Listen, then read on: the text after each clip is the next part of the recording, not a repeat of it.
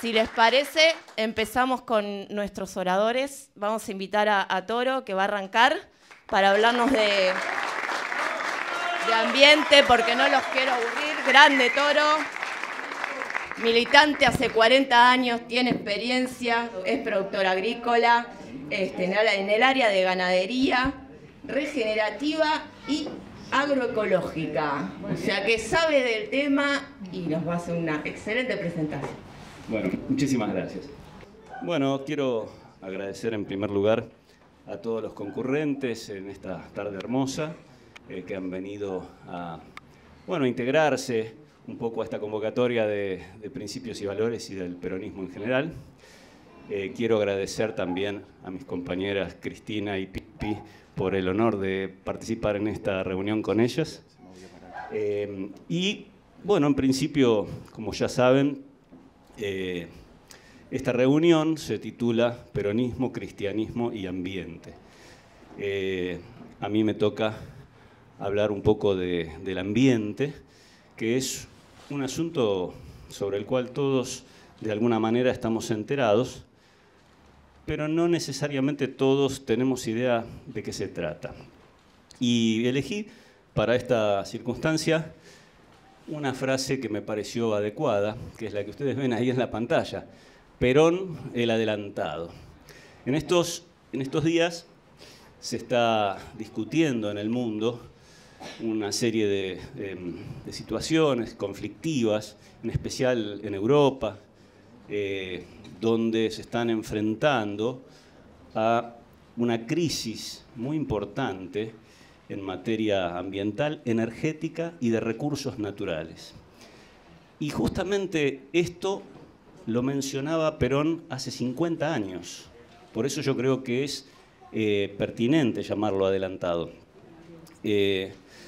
Vamos a hacer un poquito de historia al respecto. Por favor. En febrero del año 72, entre febrero y marzo del año 72, Perón publica un documento que venía elaborando ya de hacía mucho tiempo, que es el mensaje ambiental a los pueblos y gobiernos del mundo. En ese, como dice aquí las frases estas, él establece 3 grandes problemas que se iban a presentar en todo el planeta: el despilfarro por consumo superfluo, la contaminación de las aguas, suelos y aire, y el crecimiento desmedido de la población. En aquel momento estas cosas parecían un poco lejanas, pero él las tomaba muy seriamente. Perón era un hombre de análisis profundo, más allá de la tarea política que él realizaba, era un hombre de pensamiento. La siguiente, por favor. Tan importante consideraba estas circunstancias que al publicar este mensaje, Perón además envía una carta al secretario general de las Naciones Unidas solicitándole que este tema se tratara de manera prioritaria en la Asamblea General. Por favor.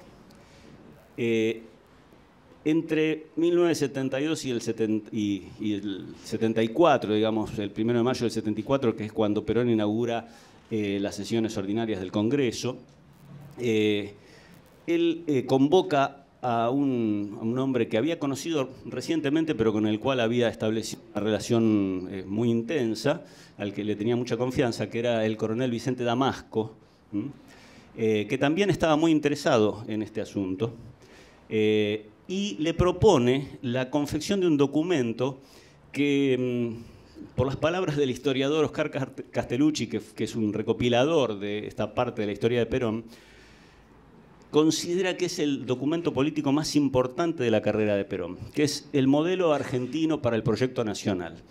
En aquel momento Perón estaba haciendo un llamado al universalismo. Él ya había propuesto la constitución de 3 etapas en la política nacional e internacional, que era la etapa nacional, continental y universal. Si bien este proceso se había interrumpido por su derrocamiento en el 55, cuando él regresa a la Argentina, él considera que ya estaban dadas las condiciones para pasar a las siguientes etapas. Cada una de estas etapas no anulaba las anteriores, sino que las incluía. Y el nombre, justamente, que él elige para el documento, tiene que ver con eso. yo le comentaba una vez a Guillermo Moreno que a mí, cuando yo leí por primera vez este documento, en mi adolescencia, me llamaba la atención la redundancia del título, el modelo argentino para el proyecto nacional. O sea, yo creía que había una repetición innecesaria, pero no era así. Perón consideraba en ese momento que cada nación tenía que tener su proyecto nacional con su propio modelo cultural, económico y productivo que estuviera acorde a sus realidades, tanto territoriales como de recursos, de población, de cultura y de tradiciones. Y ese modelo que iba a integrar, que iba a conformar un proyecto nacional, debía integrarse con los proyectos nacionales de las otras naciones en una fraternidad universal para enfrentar los problemas que él preveía que iban a aparecer en el mundo. Tanto de importante lo considera que no iba a ser solamente un documento político, sino que él consideraba que era la base para la reforma constitucional que tenía prevista para ese año, para 1974. De hecho, cuando él regresa y asume como presidente, varios de sus colaboradores le proponen volver a implantar la Constitución del 49, que legalmente, jurídicamente, digamos, todavía era válida, porque esa Constitución jamás había sido derogada de una manera jurídicamente aceptable, había sido anulada por un bando militar. Pero Perón decía que ya no los contenidos de la Constitución del 49 no eran suficientes. Había que agregar un nuevo pensamiento a esa Constitución, y ese pensamiento iba a estar volcado en el modelo argentino. Bueno, la elaboración de ese modelo argentino se da entre enero y mayo de 1974, una época que él estuvo prácticamente confinado a la Quinta de Olivos por cuestiones de salud. Entonces, por la mañana él hacía su tarea de gobierno y por las tardes se reunía con un equipo que había convocado de 12 personas, todos con rango de secretario de Estado. La presentación fue el 1 de mayo de 1974 en la apertura de sesiones del Congreso Nacional. Concepto fundamental de la obra. Perón reclamaba una revolución mental de los hombres. Cito: son necesarias y urgentes una revolución mental en los hombres, una modificación de las estructuras sociales y productivas en todo el mundo. La revolución implicaba comprender, esto es cita literal del documento: la naturaleza debe ser restaurada en todo lo posible, los recursos naturales resultan agotables y deben ser racionalmente utilizados, y el crecimiento de la población debe ser planificado sin preconceptos de ninguna naturaleza. Así es como lo escribe Perón. Entonces, ¿qué significa esto? Porque hasta ahora estamos hablando de títulos solamente. ¿Cuál es la profundidad de esto? ¿Cuáles son las prioridades? Bueno, esto es lo que explica Perón. Por favor. Estos son, compañeros, los grandes problemas, los pequeños problemas políticos en los cuales hemos estado empeñados hasta ahora entre los argentinos frente a estas acechanzas del futuro inmediato. ¿Qué importancia pueden tener? Son asuntos pequeños y gallináceos, diremos así, cuando a ras del suelo, cuando es necesario ya pensar en grande para el mundo, dentro del cual nosotros realizaremos nuestro destino o sucumbiremos en la misma adversidad que sucumben los demás. Hoy es necesario pensar de otra manera.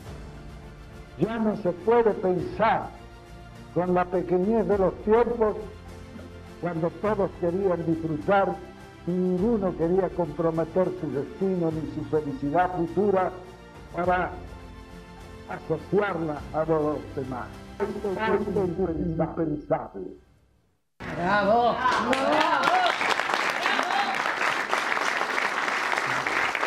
Bueno, evidentemente las palabras de Perón eran proféticas.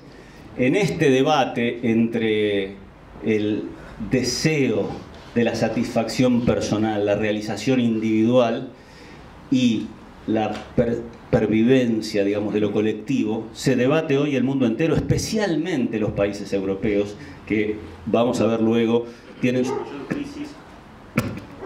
su mayor crisis en este momento de materias primas. Ahora, ¿qué es el ambiente? Bueno, ahí está.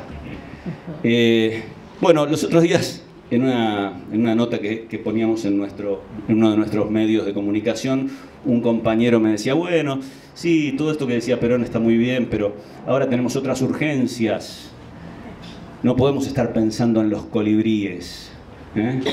¿Es esto el problema ambiental? ¿Son los osos polares y los colibríes? Bueno, nosotros creemos que es un error de enfoque que nosotros tenemos. Un error motivado en una penetración de una cultura ajena a la nuestra, a nuestras tradiciones. Nosotros hacemos un enfoque político del ambiente.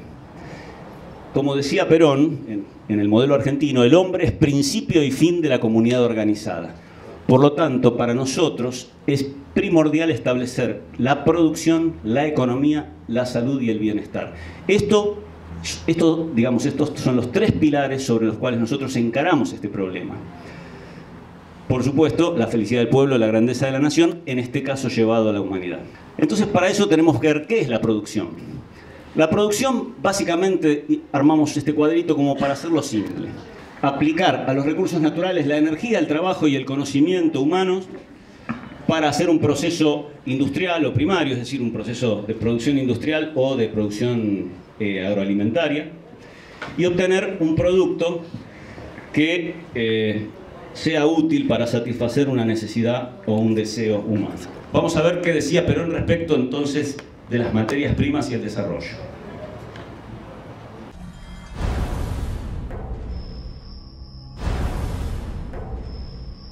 Hay gente que escucha las palabras y las hace suyas. El desarrollo.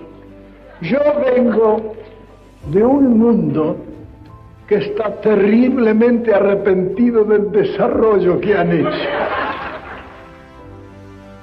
Y en este momento, el mundo superdesarrollado está entrando en una etapa de desesperación porque ve que su desarrollo tecnológico lo ha llevado a la destrucción de los medios que la naturaleza le ha venido ofreciendo para pervivir.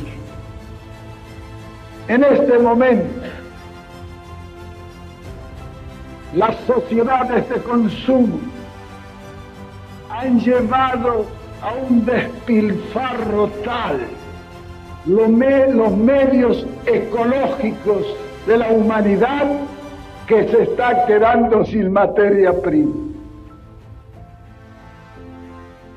Esto que piensa Perón en aquel momento y lo expresa en el año 74, en realidad comienza en un proceso que él hace a partir de 20 años antes. Ustedes recordarán que en el año 1954 Perón se enfrenta a una crisis que luego volvería a repetirse en nuestra historia, que es la crisis del crecimiento, el desarrollo industrial, productivo que había logrado Perón y principalmente la distribución justa de la renta nacional había permitido que el pueblo pudiera acceder al consumo y a un modelo de bienestar que podríamos poner en duda si realmente era el modelo nuestro o era un modelo que nosotros habíamos adoptado de otros, pero el consumo estaba. Entonces, ¿qué le sucede a Perón? Bueno, en primer lugar, llega la frontera industrial. Había más demanda de la que nuestra industria podía surtir. Eso es un grave problema para la economía, para cualquier gobierno, porque al haber una demanda insatisfecha empieza la presión externa, como bien lo suele explicar Guillermo Moreno en algunos discursos. Es decir, los productos importados empiezan a hacerse atractivos. Entonces, ¿cómo resuelve Perón esta crisis? Bueno, en principio convoca al Congreso Argentino de la Productividad y el Bienestar General. Es decir, cita a empresarios, dirigentes sindicales, comerciantes, y se ponen de acuerdo para lograr un modelo de inversión que no requiriera del crédito internacional, sino que se hiciera con el ahorro interno, para poder ampliar esa producción y de esa manera continuar con el crecimiento. Pero después se encuentra inmediatamente con otro problema, que era la falta de combustible, porque el crecimiento de la energía requería un consumo de combustible, principalmente petróleo, pero también gas natural, que en ese momento YPF no estaba en condiciones de aportar. Es así que Perón tiene que tomar una medida desgraciada para su gusto. Por eso en aquel momento él dice que todo político tiene que tragarse algún sapo. Y entonces hace un contrato con la compañía California Argentina de Petróleo, que era en realidad una subsidiaria de la Standard Oil, una vieja conocida de los argentinos porque había tenido un gran conflicto a principios de siglos con Hipólito Yrigoyen, con la fundación de YPF. Pero para Perón era aún más traumático porque en el directorio de la California figuraba el ex embajador de Estados Unidos en la Argentina, Sproul Braden, ustedes recordarán de aquella frase Braden o Perón, al cual él había echado de su oficina diciendo que con la frase diciendo usted me está tratando como si fuera un hijo de puta. Eso los biógrafos de Perón lo recuerdan. Sin embargo, Perón tiene que comerse su orgullo como hombre de Estado y firmar un contrato con condiciones muy ventajosas que después le ocasionaría discusiones intensas con algunos compañeros, especialmente con John William Cook. Todos lo recordarán.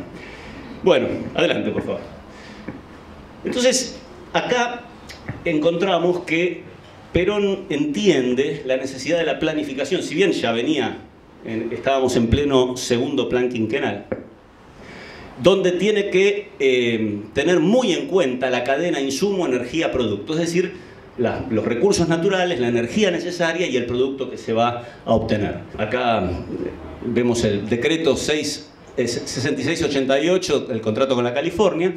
También entiende, en ese momento se había producido un hecho geopolítico relevante, que era el derrocamiento del ministro Mossadegh en Irán, que fue el primer hecho, digamos, geopolítico de la CIA en el contexto de la guerra por los recursos y por la energía, que después sería toda la crisis de Medio Oriente. Pero el puntapié inicial de esa guerra por los recursos fue en 1953.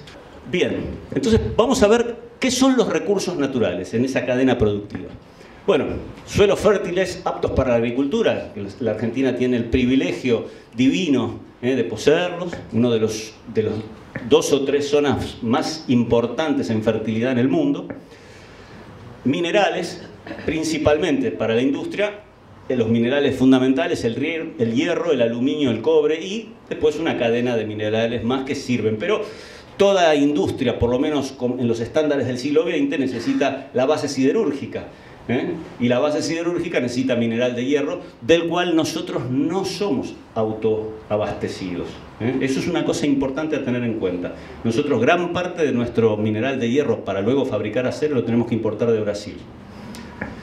Luego, bueno, las aguas, los ríos, mares, aguas subterráneas, etc. Y yo me pregunto, ¿y el ecosistema cómo entra en esto? Bueno, nosotros tendemos a considerar en la parte económica solamente esos elementos, pero para que esos elementos puedan actuar, tienen que estar dadas las condiciones climáticas, por ejemplo. Nosotros hemos visto la crisis que hemos tenido el año pasado y el anterior con la sequía, que significó para el comercio exterior argentino una pérdida de 20.000 millones de dólares. Quiere decir que las cuestiones ecosistémicas no son solamente asuntos de osos panda, también tienen un significado económico. Bien, las existencias y proyecciones respecto de los materiales elementales de la minería. Esta es una publicación hecha por la Universidad de Zaragoza en 2021. Ellos hicieron un estudio acerca de la existencia de minerales fundamentales para la industria en todo el mundo y llegan a la conclusión que entre 2016 y 2050 va a haber un déficit principalmente en todos los elementos que se ven ahí, que son plata, cadmio, cobalto, cromo, bueno, cobre, en fin, una serie de elementos fundamentales para la industria. Quien tenga una vocación industrial, la nación que tenga una vocación industrial y quiera hacer una planificación adecuada, tiene que tener muy en cuenta esto, porque no podemos empezar algo que después nos quedemos en la mitad. Energía. En este momento, esta es una matriz energética mundial proyectada en 2023. Ustedes van a ver en los sectores el petróleo, el gas natural y el carbón, y un sector más chico de energía nuclear, que sería el sector de las energías no renovables, por decirlo de alguna manera. Y la matriz, digamos, principal, el 80% de la energía que se usa en el mundo son hidrocarburos fósiles, y apenas un 4% de energía nuclear. Esto es lo que nosotros gastamos, esto es lo que nos mantiene vivos, es lo que nos da de comer. Digamos, yo lo veo desde el punto de vista de la producción agrícola, que es la que me he dedicado últimamente. Del campo no sale nada sin gasoil. O sea, hay que olvidarse la idea del campo, de la visión que se tiene desde la ciudad del campo, las vacas, el trigo. Bueno, sí, pero es todo gasoil. Nosotros, para poder sembrar, para poder hacer todos los tratamientos, el laboreo del suelo, la cosecha y demás, inclusive las pasturas, todo eso, necesitamos gasoil. Si no hay gasoil, no comen las ciudades. Esto es una cosa que tenemos que tener muy en cuenta. Lo importante del petróleo es que entre el 97 y el 99% del transporte general es a combustible líquido. Es decir, por más que la incidencia total del petróleo en el uso de la energía sea menor, pero el problema es que nosotros vivimos en las ciudades y la comida viene desde el campo. Los productos de consumo que nosotros utilizamos vienen de China, y si no está el petróleo, no están los productos. Entonces la incidencia del petróleo es fundamental. Para tener una idea de cómo es el panorama de aquí en adelante, hay un solo organismo internacional que publica datos oficiales de los que con los cuales se manejan los estados y las empresas, que es la Agencia Internacional de Energía. Bueno, yo tomé acá 4 publicaciones del World Energy Outlook de la Agencia Internacional de Energía, en distintos colores. Todos los años lo van modificando, van haciendo le van poniendo un ornamento distinto, pero si ustedes observan van a notar que todas las funciones en la parte principal tiende a ir hacia abajo. Yo tomé en particular la de 2018. Acá se ve claramente la declinación de la producción petrolera en el mundo, la proyección que hay a partir de 2018 en adelante. Si ustedes se fijan, van a ver que ahí arriba en un extremo dice 34 millones de barriles o megabarriles por día. Este es el déficit que tiene previsto la Agencia Internacional de Energía, pero no para dentro de un siglo. Fíjense la fecha. Para 2025. O sea, en 2025 este organismo internacional oficial dice que entre la demanda que hay hoy y lo que se va a producir va a haber una diferencia del 34%, porque se requieren hoy, se está consumiendo 100 millones de barriles diarios y acá van a faltar 34. ¿Saben qué quiere decir esto? Que va a haber un momento en que alguien va a tomar la decisión de quién come y quién no. Y es altamente probable que no seamos nosotros los argentinos los que tomemos esa decisión. Bueno, esto no lo voy a hacer muy largo, pero digamos que cuando ustedes van a ver, porque esto que yo les estoy pasando, esta información, puede chocar con otras que dicen, no, pero hay reservas, hay un montón de reservas distintas, en Venezuela hay 300.000 millones de barriles, en Canadá hay... Bueno, pero estamos hablando del petróleo verdadero, porque hay mucha trampa en esto. El petróleo verdadero es el que sirve para hacer nafta y gasoil, es el petróleo liviano, de baja densidad, que va a una refinadora y sale como combustible.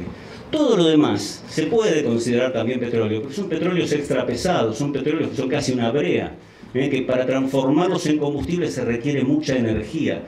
Y el problema que muchos quizás confunden es que nunca se va a acabar el petróleo. No estamos diciendo que el petróleo se va a acabar. Petróleo va a haber siempre hasta después de que no exista más la humanidad.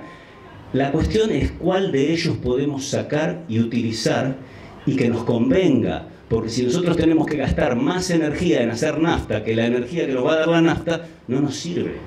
Entonces, estas son las perspectivas. Bueno, acá Perón habla de la población. El hombre ha comenzado a ver, yo conversaba con este señor, un hombre de gran ilustración, de gran capacidad y sobre todo de grandes conocimientos.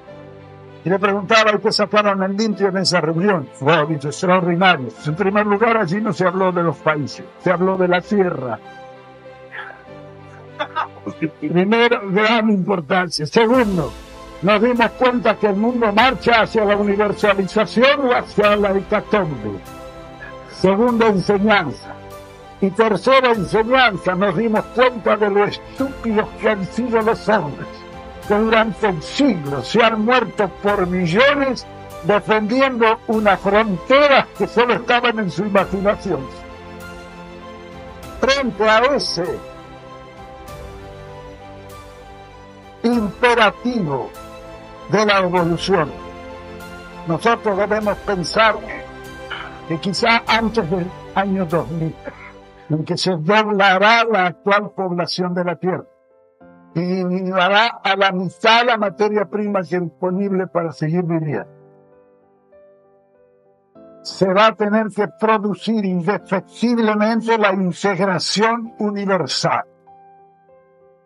Es decir, que los hombres se pongan de acuerdo en la defensa total de la tierra y en la utilización de la tierra como hermanos y no como enemigos unos de otros.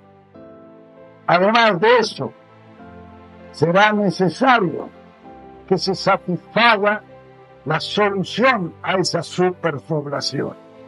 Y cuando en la tierra ha habido superpoblación, porque eso se ha producido ya en algunas regiones,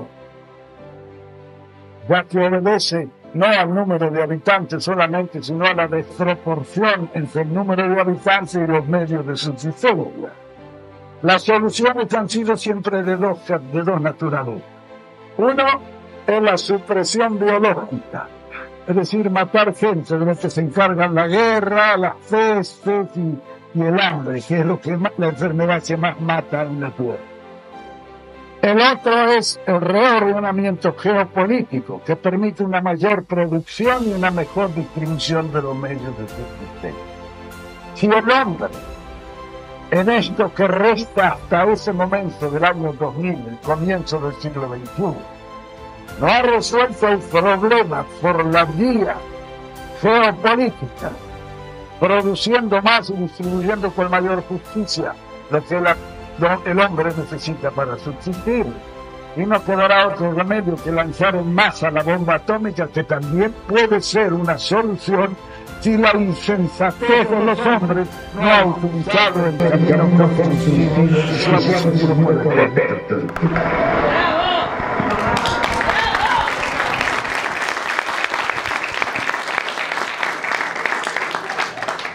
Perón pronosticaba en aquel momento, se cumplió.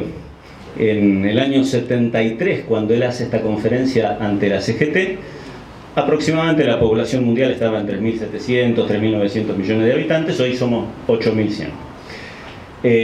Indudablemente él veía hacia adelante, él estaba percibiendo lo que iba a suceder. En ese sentido, nuestra patria tiene una ventaja muy importante que nosotros tenemos que saber aprovechar. Si bien la población argentina, estos son los censos desde el 70 hasta el último, ha crecido, pero nuestro país ha crecido relativamente menos que otros.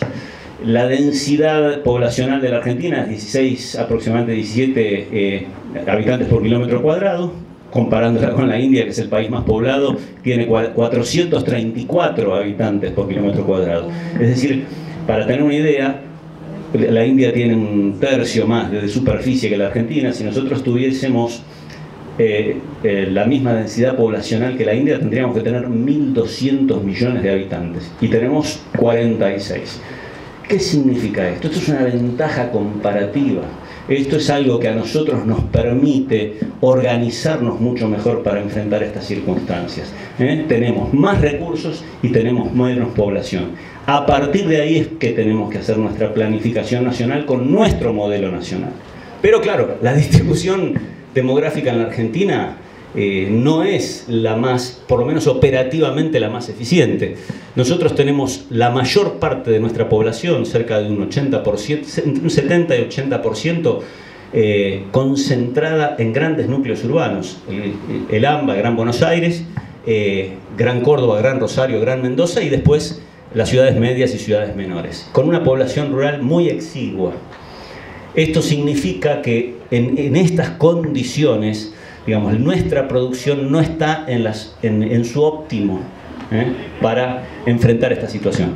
¿Qué significa población? Porque esto lo tenemos que ver en términos productivos, económicos, políticos también. Población significa demanda. Hay una demanda cuantitativa real, que es la demanda vegetativa, ¿no es cierto?, la alimentación, salud, vivienda, las necesidades básicas, la demanda social que todos tenemos, que es la vida en comunidad, en especial desde nuestro pensamiento, ¿no es cierto? Aunque algunos lo hayamos olvidado, nuestra doctrina habla de la comunidad organizada, del desarrollo del hombre en una comunidad que se realiza. la demanda cultural, es decir, el desarrollo de las capacidades y talentos de cada uno, el esparcimiento, y por supuesto una demanda espiritual que es inherente a la esencia humana, una demanda que tiene que ver con la moral, la fe, el bienestar.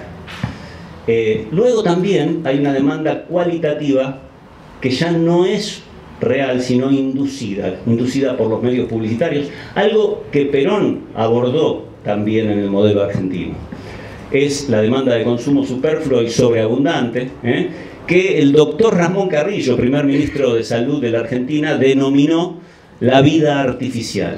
¿Cómo se produce actualmente? Bueno, muy bien. El primer punto es el prioritario, que es cómo se establece una producción, cómo se arma una empresa para producir. El interés de lucro es prioritario. Es un modelo de pensamiento que nosotros heredamos, pero que nosotros no creamos. Del interés de lucro pasamos al aparato publicitario, a la generación del deseo, el incremento de la demanda, luego la demanda motoriza la producción, el comercio, el consumo, y aparece la ganancia. Y en el medio opera el crédito financiero. Todo esto es un modelo que caracteriza a la economía del crecimiento. Y el crecimiento como una cosa, digamos, obligatoria, entre comillas, para nuestro modelo económico, tiene que ver con el crédito financiero fundamentalmente, porque se paga el interés. Es decir, para poder pagar el interés es necesario el crecimiento de la producción constante, porque además estamos hablando del famoso interés compuesto, interés sobre interés, que ha llevado a que en este mismo momento en la humanidad haya más dinero que productos, dinero o valores monetarios, que productos que se puedan comprar con ese dinero. Acá pasamos a la cuestión del modelo. Nuestro modelo actual de producción industrial y consumo es el modelo anglosajón surgido de la revolución industrial, primero por los británicos, luego por los estadounidenses, sostenido en el pensamiento económico basado en la idea del crecimiento perpetuo, apoyado, y esto es muy importante, en la disposición de energía de hidrocarburos fósiles. Los ingleses generan su gran despegue de la revolución industrial a partir, por supuesto, del descubrimiento, digamos, del diseño de la máquina de vapor, del telar mecánico, pero fundamentalmente de la disposición de carbón. Por eso se decía que las primeras ciudades industriales inglesas eran nubes de hollín, porque todas las máquinas estaban movidas por carbón y prácticamente no se podía respirar. Bueno, claro, cuando se descubre el potencial que tiene el hidrocarburo fósil, inmediatamente todos empiezan a pensar que eso era ilimitado, que iba a ser siempre así. Total, uno se iba a morir antes de que pudiera cambiar. Entonces aparece la idea de la energía infinita. Y también aparece una regla que es muy difícil de decir, que es la de sustituibilidad de los factores de producción. Es decir, el economista formado clásicamente asume que si un factor de producción se agota, inmediatamente, de alguna manera, el mercado va a crear algo para reemplazarlo. ¿Por qué? No lo sabemos. Es la magia del mercado. Bueno, pero eso no es la realidad, por lo menos no es la realidad que veía Perón. Entonces, ¿cuáles son las consecuencias de ese modelo? Bueno, el excesivo y creciente gasto de energía, ¿no es cierto? Crece la producción, crece la demanda, necesitamos más energía. Lo que le pasó a Perón en el 55, cuando tiene que convocar a los norteamericanos para que vengan a explorar y sacar más petróleo. Y lo que le pasó también al modelo de Néstor Kirchner y Cristina. No se olviden que la expropiación de las acciones de YPF fue motivada principalmente por este mismo cuello de botella, el crecimiento de la producción, que a su vez necesitaba mayor incremento en el gasto de energía. Y Repsol no iba a hacer las inversiones y los desarrollos que fueran necesarios. Por eso se recurrió a la expropiación de acciones. El abuso de los recursos naturales. Por supuesto, consecuencia de todo eso, el exceso de residuos sólidos, emisión de gases y líquidos nocivos al medio ambiente, la contaminación, el efecto sobre el clima, pero hay un último factor que es muy importante y que lleva a la confusión de muchos compañeros. Este modelo va al desempleo. ¿Por qué? Porque el empresario que produce motivado exclusivamente en la búsqueda de la máxima ganancia en el menor tiempo posible, cuando le aparezca una mejora tecnológica que le permita prescindir de 10 empleados, los deja en la calle. Porque lo que importa, acá no tenemos una economía humanista basada en las necesidades del pueblo. Acá tenemos una economía basada en la acumulación de capital y nada más. Entonces, muchos compañeros piensan, bueno, pero si nosotros encaramos esto por el lado de la conservación de los recursos, de la energía y demás, no vamos a poder dar trabajo a nuestro pueblo. Falso, falso. Mientras haya una persona en el planeta va a haber trabajo, porque ningún árbol le tira sus manzanas a una persona para que coma. Mínimamente hay que ir a buscarlas.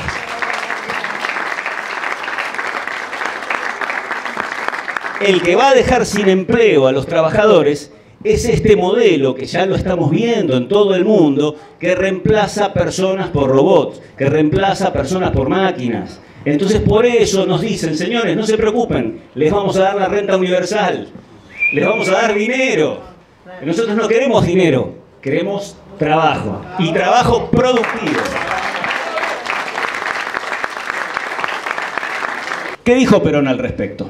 Se despilfarra mediante la producción de bienes innecesarios o superfluos, y entre estos a los que deberían ser de consumo duradero, con toda intención se les asigna corta vida, porque la renovación produce utilidades.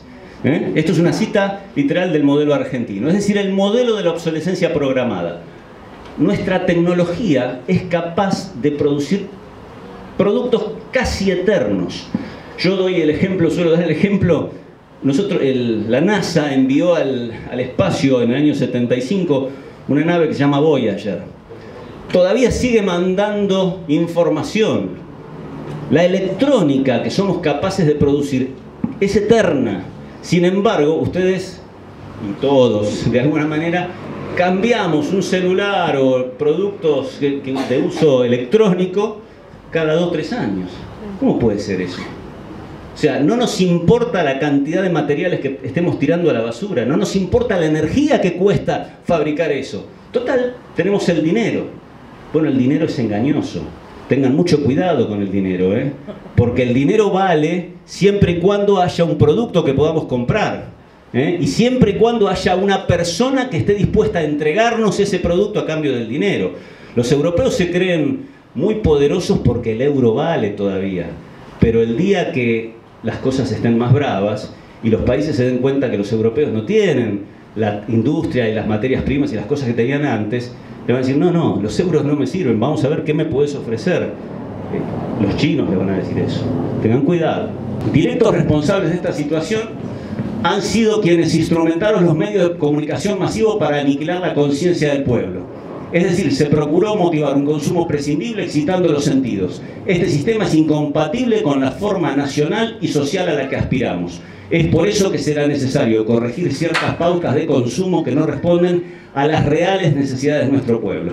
Este necesita liberarse de los moldes prefabricados que hacen de la exhibición de bienes una cuestión de prestigio. Palabras de Juan Domingo Perón. ¿Cuáles son las necesidades reales? Bueno, comida saludable, vestimenta, agua potable, vivienda, todos necesitamos estas cosas, atención sanitaria, educación, trabajo productivo en condiciones motivadoras y saludables. No ese trabajo que vamos a hacer como si fuéramos bestias de carga, porque no nos queda otra. Y horas dañando a nuestro cuerpo en una tarea que no nos gusta, que no nos interesa, que no nos motiva a nada, una vida vacía. No, eso no es trabajo. Amor y amistad, utilidad social e integración en una comunidad, el sentimiento de sentirse útil a nuestros semejantes, la comunidad organizada, desarrollo de las capacidades e intereses personales. Necesidades reales. Esto es lo que decía Perón que teníamos que investigar y teníamos que satisfacer. ¿Cuál es nuestro nuevo modelo productivo? Bueno, como decíamos recién, nuestro conductor Guillermo Moreno nos está convocando a una epopeya histórica. Él nos habla de la reindustrialización de la Argentina.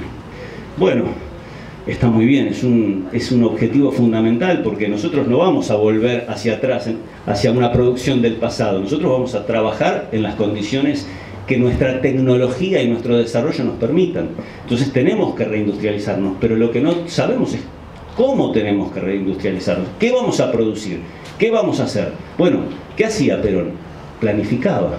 Y la planificación requiere tener en cuenta lo que habíamos visto antes, la disposición de energía, la disposición de recursos naturales. ¿Vamos a fabricar coches? Bueno, muy bien. A ver, ¿dónde está el hierro? No está, hay que importarlo. Ah, bueno. Y los circuitos no, los traemos de tal lado. Bueno, al final, ¿qué nos queda? Bueno, sí, le dimos trabajo a una gente, después en el comercio exterior nos queda casi nada, un pedacito. Bueno, a lo mejor nos conviene fabricar otra cosa.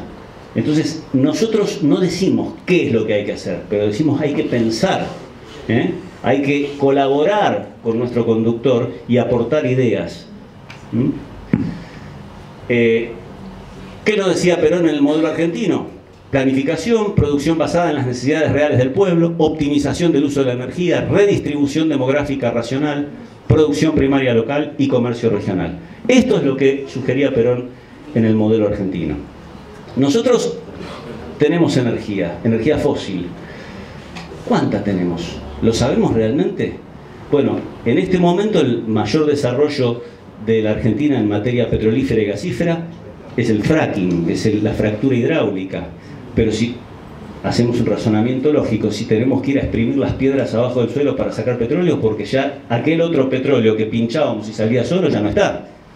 Si no, no estaríamos haciendo todo esto. El costo que tiene hacer esa producción es inmenso. Está bien, por ahora lo que sacamos vale más que lo que gastamos, por ahora.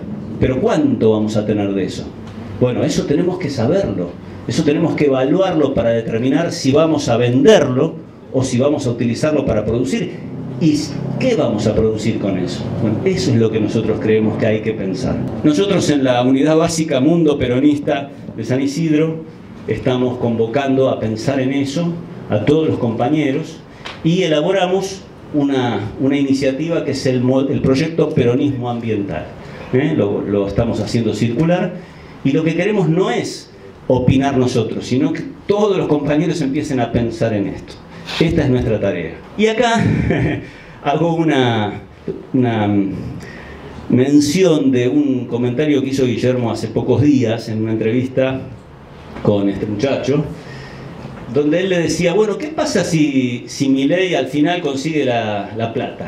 Consigue los dólares, un crédito, lo que sea, y en una de esas por ahí la acomoda y da la vuelta y hace su modelo. Y Guillermo le decía algo muy obvio. Decía, mirá, por más que a vos te den muchísima plata, si con esa plata vos lo que querés es poner una pizzería en el desierto, la vas a poner, la vas a hacer con todo el lujo y todo, pero no, el negocio no te va a cerrar porque no vas a vender. Y es lógico, es una linda metáfora. Pero cuidado, porque acá puede haber una trampa. ¿Cómo medimos si un negocio da resultado o no? Si yo les dijera a ustedes que alguien hizo esto que dice Guillermo, puso la pizzería en el desierto y le fue bien, ¿ustedes me creerían? ¿Me creerían o no? Por favor, la siguiente. Ahí tienen la pizzería en el desierto. Esto es la ciudad de Las Vegas en Estados Unidos. El centro, como le dicen ellos, la ciudad del vicio. Una ciudad pensada para que el hombre vaya a jugar, a gastarse su plata, a dedicarse a actividades non santas, y les da ganancia en términos monetarios. Cuidado, gastan una cantidad de energía equivalente a por lo menos 10 ciudades normales, pero todavía la tienen la energía y acumulan capital. Bueno, hay que ver si eso se mantiene en el tiempo. Entonces, mucho cuidado, la pizzería en el desierto puede funcionar siempre y cuando estemos hablando de plata solamente. Y con esto les agradezco por haberme escuchado y termina esta exposición. Muchísimas gracias.